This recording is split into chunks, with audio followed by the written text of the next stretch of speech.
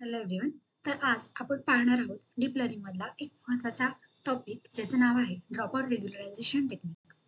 तर deep learning मध्ये खूप सारा डेटा यूज होतो आणि खूप सारे पॅरामीटर्स ट्रेन करावे लागतात. तर अशा वेळी मॉडेल ओव्हरफिट करू शकतं. म्हणजे मॉडेल ट्रेनिंग डेटावरती चांगलं परफॉर्म करत असेल तर ते अनसीन डेटावरती चांगलं परफॉर्म करत नाही. पण त्यामुळेच ड्रॉपआउट रेग्युलरायझेशन टेक्निक ही यूज केली जाते टू हा इश्यू ओव्हरकम करण्यासाठी आणि आणि ओव्हरफिटिंग प्रिव्हेंट करण्यासाठी. या टेक्निकमुळे न्यूरॉन्स एकमेकांवर कमी प्रमाणात रिलाय करतात आणि त्यामुळे ते इंडिपेंडेंट होतात आणि या टेक्निकमुळे जनरलायझेशन कॅपॅबिलिटी न्यूरॉन्सची इम्प्रूव्ह होते आणि ती जनरलायझेशन कॅपॅबिलिटी रँडमनेस इंट्रोड्यूस करून इम्प्रूव्ह केली जाते. जसं की आपण या डायग्राम मध्ये पाहू शकता, फर्स्ट पार्ट मध्ये ओरिजिनल नेटवर्क दाखवला आहे की ज्याच्यात ज्या नोड्स क्रॉस या मार्कने हायलाइट केले आहेत त्या नोड्स डिलीट केल्या आहेत और ड्रॉप आउट केल्या आहेत. म्हणजे त्यांचं आउटपुट व्हॅल्यू ही मॉडेलच्या फायनल आउटपुटमध्ये कन्सिडर केली गेलेली नाही. त्यामुळे दुसऱ्या पार्टमध्ये तुम्ही बघू शकता की स्मॉलर नेटवर्क फॉर्म झालं आहे. तर याचं एक्झॅक्टली काय कन्सेप्ट आहे, तर ड्रॉप आउट जसं की या शब्दातूनच कळतं, ते काय करतं, ड्रॉप करतं थोडासा पोर्शन ऑर न्यूरॉन्स ट्रेनिंगच्या वेळेस. आणि हे जे न्यूरॉन्सचं ड्रॉपिंग होतं ते आउटपुट लेअरमध्ये युजली होत नाही, ते हिडन आणि इनपुट लेअर्समध्ये होतं. का, तर परफॉर्मन्सवर जास्त परिणाम होऊ नये म्हणून. तर यावेळी काय केलं जातं, तर न्यूरॉन टेम्पररीली रिमूव्ह केला जातो एका सर्टन प्रोबॅबिलिटी रेटमध्ये, ज्यालाच आपण ड्रॉपआउट रेट असं म्हणतो. आणि जे राहिलेले न्यूरॉन्स असतात ते स्केल्ड अप केले जातात मॉडेलचं परफॉर्मन्स मेंटेन करण्यासाठी.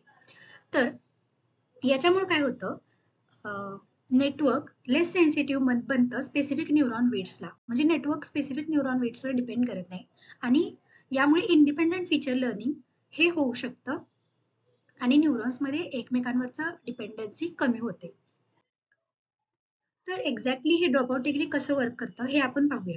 तर प्रत्येक ट्रेनिंग आयट्रेशन मध्ये एक सबसेट ऑफ न्यूरॉन हा रँडमली डिॲक्टिव्हेट केला जातो आणि त्यामुळे हे नेटवर्क एका स्पेसिफिक न्यूरॉन्सच्या वेट्सवरती रिलाय करत नाही आणि त्यामुळे जे पूर्ण नेटवर्क असतं ते मल्टिपल स्मॉलर नेटवर्क्समध्ये डिवाइड होतं आणि त्यामुळे कॉम्प्लेक्सिटी कमी होते. ज्या वेळेस इन्फरन्स टाइम असतो सगळे न्यूरॉन्स ऍक्टिव्ह असतात पण त्यांचे आउटपुट्स जे आहेत ते ड्रॉप आउट केलेले असतात.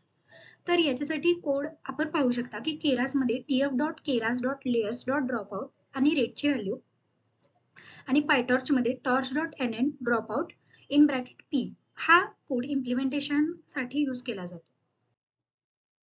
तर या डायग्राम मध्ये एक्सप्लेन केलेलं आहे की एक्झॅक्टली ड्रॉपआउट रेग्युलरायझेशन टेक्निक कशी वर्क करते. तर पहिल्या डायग्राम मध्ये तुम्ही पाहू शकता की सिंगल फॉरवर्ड पास मध्ये जे न्यूरॉन्स फेंट कलरनी दाखवले आहेत और लाईट डॉट्सनी दाखवलेले आहेत त्यांना आपण झिरोला सेट केलेला आहे. तर एका फॉरवर्ड पासमध्ये त्यांची त्या नोडचा आउटपुट 0 गेला आहे एका प्रोबॅबिलिटीने आणि तीच प्रोबॅबिलिटी म्हणजे ड्रॉपआउट रेट असतो. तर त्यामुळे काय होतं, ते नेटवर्क इंडिपेंडंट सेव्हरल स्मॉलर नेटवर्क्समध्ये डिवाइड होतं आणि त्यामुळं व्हेरियन्स रिड्यूस होतं आणि रोबस्टनेस इंट्रोड्यूस होतो आणि त्यामुळे ओव्हरफिटिंग रिड्यूस होतं. तर याच्यामध्ये काही चॅलेंजेस किंवा डिसएडव्हान्टेजेस किंवा लिमिटेशन सुद्धा आहेत. तर पहिलं लिमिटेशन्स आहे की या रँडम डिॲक्टिव्हेशनमुळे ट्रेनिंग टाइम इन्क्रीज होऊ शकतो, ज्यामुळे कॉम्प्लेक्सिटी वाढू शकते आणि हे म्हणजे कोणत्या न्यूरॉन्सचं ड्रॉपआउट चांगलं वर्क करेल किंवा कोणत्या न्यूरॉन्सचं ड्रॉपआउट हे मॉडेलच्या परफॉर्मन्सवरती इम्पॅक्ट करेल हे सांगणं और हे इंटरप्रेट करणं डिफिकल्ट असतं.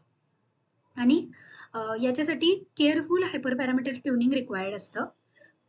आणि जर ड्रॉपआउट रेग्युलरायझेशन टेक्निक ही बॅच नॉर्मलायझेशन सोबत यूज केली गेली तर ते सोबत यूज केले तर ही टेक्निक रिडंडन्सी इंट्रोड्यूस करू शकते आणि या टेक्निकमध्ये कधी कधी मॉडेलची कॉम्प्लेक्सिटी वाढते कारण की लेयर्स आणि हायपर पॅरामीटर्स इन्क्रीज होतात, सो डिझाईनची कॉम्प्लेक्सिटी वाढू शकते.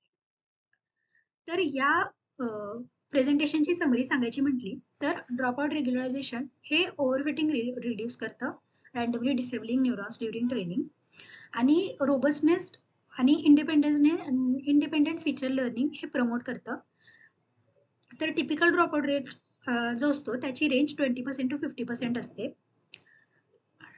स्टील ट्रेनिंग टाईप इन्क्रीज होत असलं और कॉम्प्लेक्सिटी इन्क्रीज होत असली तरीही ड्रॉपआउट रेग्युलरायझेशन ही मोस्ट इफेक्टिव्ह रेग्युलरायझेशन टेक्निक म्हणून डीप लर्निंग मध्ये यूज केली जाते. या व्यतिरिक्त रेग्युलरायझेशन मध्ये अजूनही टेक्निक्स आहेत ज्या की L1, L2 regularization, early stopping, weight decay and batch normalization. So dropout regularization ही एक महत्वाची रेग्युलरायझेशन टेक्निक मानली जाते, ऑल्दो अजूनही टेक्निक्स अवेलेबल आहेत. थँक्यू.